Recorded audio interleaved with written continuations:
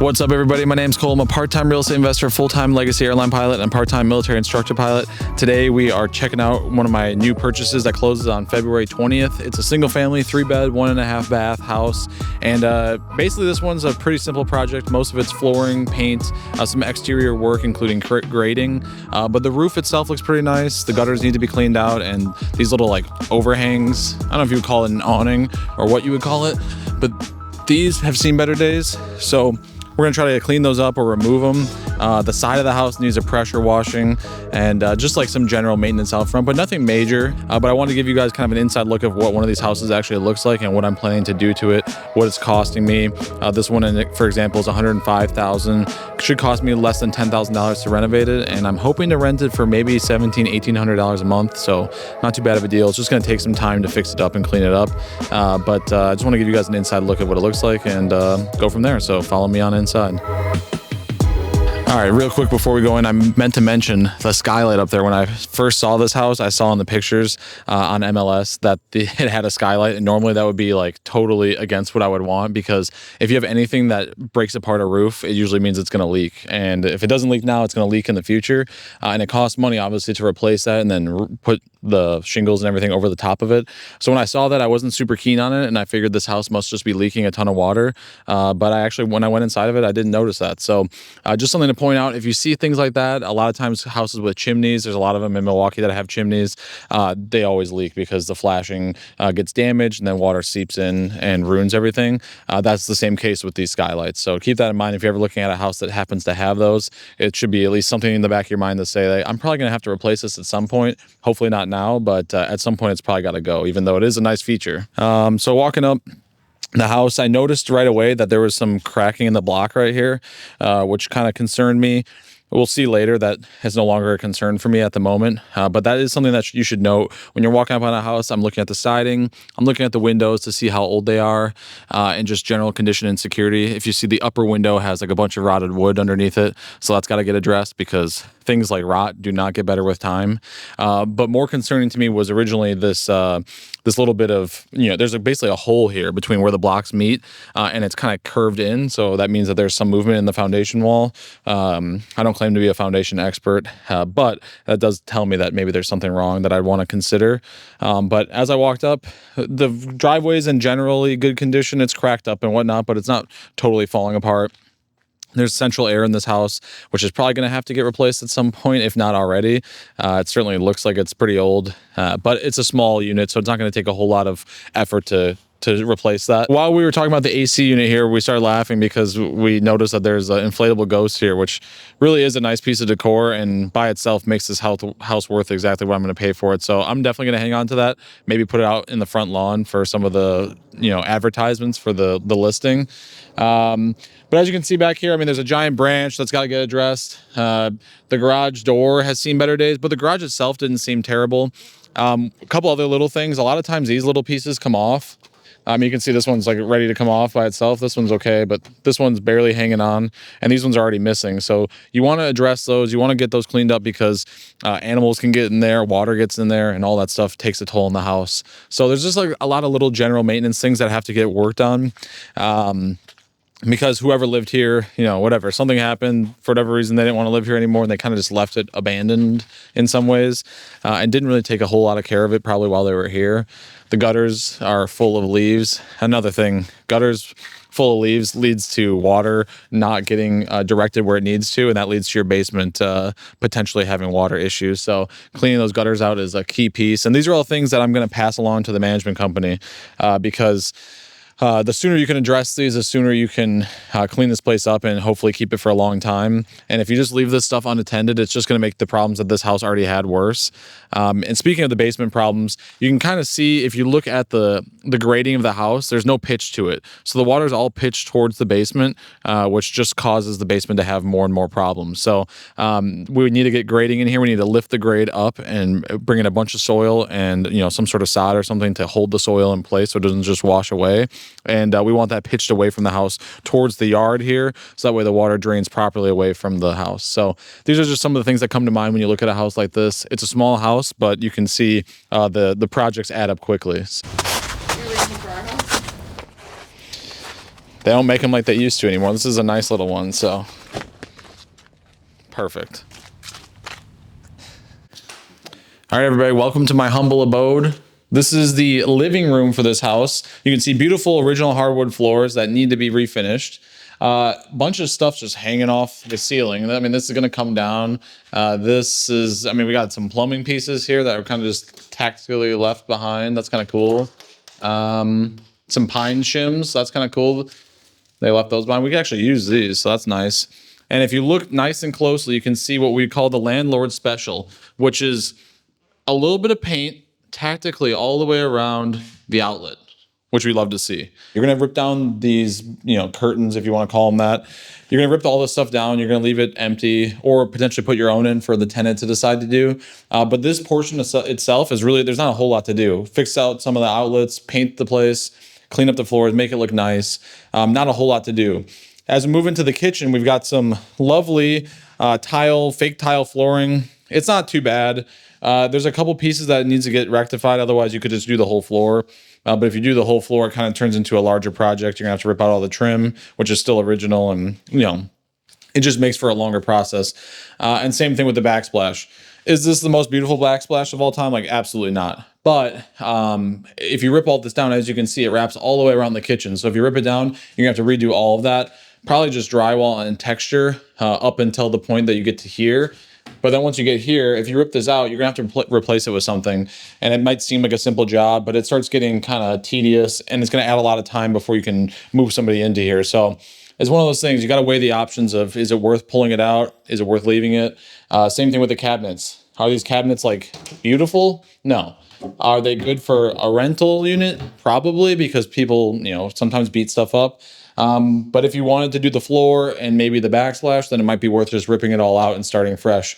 But honestly, the way it sits right now, it's really not that bad. It should be a relatively, it's basically cleaning, getting the appliances all set up properly, fixing up some of the cabinets, making sure there's no leaks and whatnot, and then, generally cleaning it up, painting everything, and moving on. All right, so now we're in one of the bedrooms. Again, as far as bedroom rehabs go, the blinds are beat up. I would probably replace the blinds for sure. That goes for these ones too, because they've seen better days. Get rid of all this random stuff that's on the ground. But really what it comes down to, these floors are actually not that bad. I would try to clean them. You could have somebody try to fill some of the gaps and try to make them look decent. I wouldn't change the color or tone or anything of them. I wouldn't do any of that. I would try to clean it as best you could and fix things where they need to be fixed. And then I would definitely paint these walls though. You would be amazed at what you can accomplish with some paint. The staining and stuff I see up here and on the walls tells me that maybe people smoked in here. It doesn't smell very smoky, but it does kind of have that familiar symptom. So, but you can see like there's some drywall repairs, if you want to call it that never got mudded and never got textured. And I don't even know how well this was done, but these are the kind of things you want to address. You want to make it as clean and as presentable as possible. So we can give it to the tenant in a condition that they would actually want to live in. All right, so walking out of that first bedroom, we got ourselves a nice deep closet. Not a whole lot to do here. Obviously paint it, clean up the floors. Same story as the bedroom, just in a closet. Then we move into another bedroom. This one, I did notice there was a drywall repair. Which means that something happened here that would cause them to do that. That could mean that there's a roof leak. There could be an issue. But at the moment, I don't really see any further damage, but who knows when they put this in. They could have put this in a week ago. They could have put this in a month ago. So as we go upstairs, we'll kind of talk about the things that come to mind. But this bedroom really isn't a whole lot to do. I mean, it's a lot of the paint, replacing some of the outlets, fixing these closet doors are like just, I mean, you can't even move them. So doing all that kind of stuff is basically required, because you don't want to leave people with this tacked to the walls and try to give this to them as a rental. And then that means replacing that window probably too. I mean, there's just like a lot of little things, but as you can see, it's not like we're doing a full renovation. This isn't a burnt up unit or anything. We're just trying to clean it up. That way it can be usable. But when it comes to the bathroom, you can see the tile is original and it's actually not in bad shape. I honestly wouldn't mess with the tile too much. I would definitely clean it though. You can see that this has seen better days. The tub is okay. If you could reglaze it, that would be a potential option. And then the flooring is probably where I'd go next. The flooring in the bathroom has definitely gotten a little bit of water intrusion, which has led to the drywall getting some moisture sucked up into it too. So I'd try to replace the flooring in probably that lower half of the drywall and then paint it. Potentially clean out that vanity. I don't know if it's really salvageable. You might have to rip it out and just drywall over it. Sorry, when I say vanity, I mean the mirror and the wood build out, I guess. So there's not a ton to do in this bathroom, but you definitely need to do a couple things to try to get it cleaned up and usable for somebody. Right now, it's not in a condition that I would want to present it to anybody. All right, so up here, this is the third bedroom, kind of a loft setup. We've got some beautiful writing on the walls. Certainly a kid's room at some point, it looks like, with all the scribbling and whatnot. No flooring in here. This is all ripped out. It was carpet at some point, but it must have been pretty nasty. You can see all the stains and everything out here. And I noticed outside on the tree that there was a chain that was wrapped up on the tree. So I assume there was a dog at some point. Dogs peed on the floor. The floor got stained. Maybe the kids. I don't know. I don't know how dirty these kids were. But what I do know is that everything is ripped out. So it's a clean slate. All we have to do is put flooring in and put maybe a new subfloor in some sections, put new flooring in, probably carpet, obviously, because it's already tacked in for carpet, and let it rip. You know, we got a ton of storage up here that's actually in good condition. The skylight that I mentioned is actually not leaking. If it was leaking, you would notice, certainly down here where the water would want to trend, it would be moldy, it would be gross, it would be wet. But there's no issues with the skylight right now, so I'm just gonna let it be. I think it's kind of a nice, skylights are nice. It adds a lot of natural light. It makes something feel a lot, I mean, if this didn't have a skylight, it'd be a pretty dark and kind of nasty room. But the fact that it has it is actually kind of a nice feature. It's just that they leak, and they oftentimes aren't installed correctly, which leads to problems. I feel like in this case, you can leave it and you can revisit it in the future. Changing out the fixtures, I mean, that fan is disgusting. We're gonna wanna replace that. But you can see it's not a ton of work. We're not demolishing things. We're not rebuilding things. We're putting in flooring. We're doing painting. I mean, these are things that most people could do if they watched a YouTube video. So if you're looking at a house for something that trying to get into as a first flip, this really isn't too bad. My first flip ended up being replacing bathrooms, replacing kitchens, doing everything. And that was like a little overboard. This one, you could get away with a lot less because a lot of it's in decent shape. The other weird thing about this about this bedroom is that there's a half bath up here, which is really uncommon for these Milwaukee houses to see one of these in like what would be kind of a closet area. So if you take a look at it, it's got a vanity, it's got a toilet, it's super dark. There it is, there's some light. And I think that it's worth keeping as a half bath. I mean, it'd be super convenient if you lived up here and this was your bedroom, that you could have a half bath right up here and you don't even have to go downstairs for it. But at the same time, it obviously costs money and time to try to renovate this to the point where it would be usable. But again, we're talking about paint, we're talking about flooring, we're talking about cleaning things up. I mean, all things that most people could do if they watched a YouTube video and had a little bit of free time. So if this is your first flip house, it could be life-changing. My plan is to do 100 of these if I can. Slow and steady. It takes time, it takes effort, it takes money, obviously. But this is one that I came across that I really thought was pretty decent. We'll move to the basement next to show you about that foundation stuff that we talked about, and we'll go from there. Now we're in the basement. The basement here, obviously, you can see there's insulation. It was set up at one point in time, I believe this to be a finished basement. Milwaukee had what they called like a 1,000,000-year flood or a 100-year flood. We had a ton of water issues. I had some water issues myself. Some people had some major issues. I'll include some pictures of some of the ones I got from the management company. People had caved in basements. Driveways were washing into their basements. It was just chaos. So, what I think happened here was this was finished. This was a finished living area, whatever. And then the flood happened and water rushed in here, damaged a bunch of this stuff, got it wet at least. It doesn't mean that water was rushing in the windows or anything. It probably means that the sump pump failed, water backed up into the basement, and now you've got all this stuff getting ripped out. So my plan is everything's going to go. We're going to rip out everything. We're just going to make it an unfinished basement. The living area and the 2 stories above us are plenty for somebody to live in, and this can be used as storage. A lot of times we recommend people not to finish their basements in Milwaukee because this stuff happens and now you ruined everything that was down here. So the plan is to just rip all this stuff out. The insulation's gonna go, all the wood framing for the finished basement's gonna go, this stuff will probably go, and we're just gonna have it a clean slate. You can see a lot of the stuff is hidden behind the insulation, but it's as simple as this, to just pull down the insulation and see, okay, look at this wall. We got a little bit of cracking here. But it's not any major movement, and we don't have any step cracking or anything. So I pulled these down while I was here, and I didn't see anything that totally concerned me. And the side of the house that I thought was the worst, which is facing this direction towards the base or towards the backyard, this part is already braced. And so if you're a new home buyer and you're like, oh my God, this basement's braced, this is terrifying, I would much rather have a basement that's braced than not, especially in Milwaukee, because the cost of putting these in is probably, at least for just this wall, probably $4,000 to $5,000, I would estimate. And the fact that these are in here, this basement's, these walls are not moving anywhere. This wall in specific is here to stay.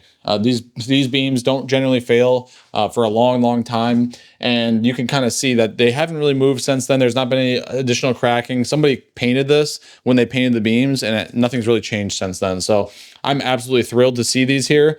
And I'm looking forward to not having to brace this myself, because that changes the whole dynamics of this deal. One thing to note though, like when you're looking at paint like this, I can see there's the paint's bubbling up and chipping off of the block, which tells me that moisture is still getting to these blocks, obviously. And the basements are always at least somewhat damp. There's always moisture around them. But I really want to get to the grading on the outside of this as soon as possible, because without fixing that grading, these problems are only going to get worse. And even with having the beams, you could still have more basement problems if you let these blocks deteriorate from constant water intrusion. So that's like one of the first things on the exterior, is to just regrade everything, redo all the mulch and everything that's around the house, bring it up so that way we don't have to worry about these problems in the future. But as you look at it, water heater, probably going to have to go. It doesn't look super great. It's a lot of rust. It's not leaking right now, but also no one's using it. So right now I would estimate that that's probably going to have to go. That's about $1,000 for me right now through the management company. And the only other thing really leads to is the furnace. And the furnace looks like it's in good condition. It's relatively new, and we plan to keep it there. I don't see major mechanicals to have to fix. I see a lot of like little tiny things to have to worry about. We're talking about paint. We're talking about flooring. I'm talking about a vanity or two, some bathroom flooring, ripping out stuff. I mean, these are things that anybody could do. When I started my flip house, that was one of the first things I did, was rip out the entire finished basement, because it also had water issues. And that's something that you could do as a starter investor. You find a house like this and have small projects like that don't take a lot of technical experience. You can knock it out pretty quickly. And with little money. You know, if you're sticking all your money in to buy the house, you're putting all your money down to buy it, and you don't have a lot of money for supplies and materials, a house like this is a project that might take you, 3 months to get done, but you can do it with with a relatively low amount of money. Buying paint and doing a lot of cleaning yourself, ripping stuff out costs you nothing but your time and your labor. So if you can find a house like this that just needs little odds and ends, it could be a home run for a first deal. I appreciate you all coming with me to do this tour, and hopefully give you a little bit of insight and some words of advice to work with if you're working on your first deal or maybe your 100th deal. Again, I'm in the 100 unit range right now, and I'm still doing deals like this all the time, because I think these little deals add up to big deals down the road. So anyways, appreciate you spending the time with me, talking, listening, and we'll do it again soon. See ya.